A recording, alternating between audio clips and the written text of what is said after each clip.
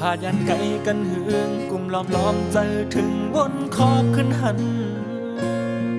อ่อนสาวยิงเราอยู่ทางเสาไว้ทุ่งเว่งลายขาสาวจึงไตปอดจานนำไหลหันกันข้าวหึงนานแน่สั่งคอยขึ้นทบยาต้องสู่นางน้องเตต้องปีอยู่ยานตัวไกลโกบางโหเจอพี่มีจำนองสั่งบนขึ้นนวลหาเกี่ยวมนเสือจอมหินนำเต็งใส่ยิ่งเมื่อนั้นสุลาดสั่งว่าสายแม่น้ำเต็งอำแหงสายเจอต่างหักน้องคือได้มีวันเสียงสุดวายหาย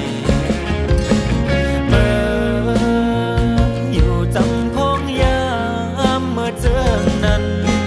ไหลเอาน้ำเต็งเห็นไว้สากเสกไม่ที่ต้องเขาสองเมื่อขาดกันมาพองเมื่อเจอในจ้องน้องวันเดขอดมันกันเสตึกต้องความลาอยู่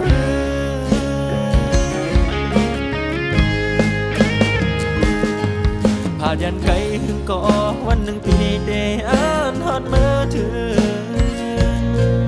อำจังลืมก็หักอีกทั้งเกสายแม่น้ำเก่งเสย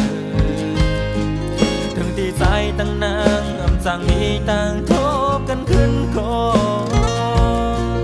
บางผู้เจอสายในถึงจังมีวันเตลืมไหลสู่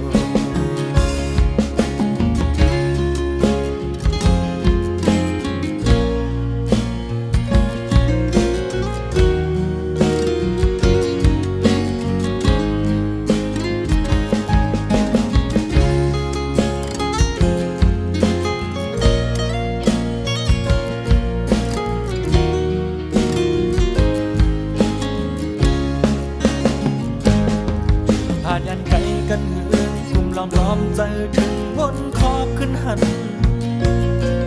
อ่อนสาวยิงเราอยู่ทางเสาไว้ทุ่งเว่งลายขาสาวจึงไตปอดจานนำไหลหันกันข้าวหึงนานแน่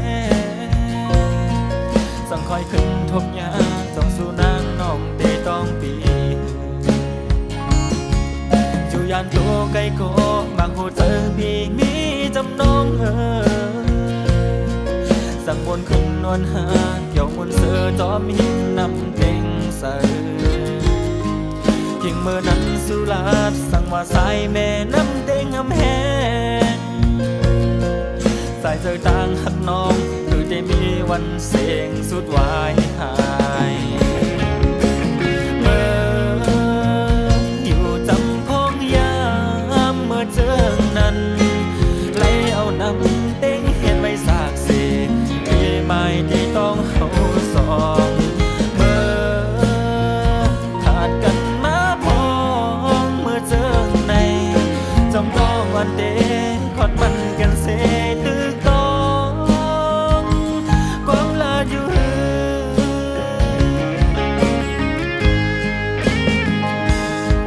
พายันไกลถึงก่อวันหนึ่งปีเดอ่านฮอดเมื่อถึง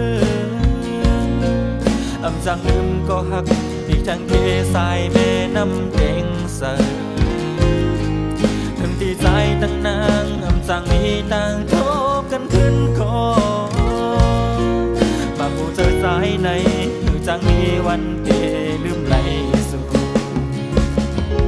บางผู้เจอสายในถึงจังมีวัน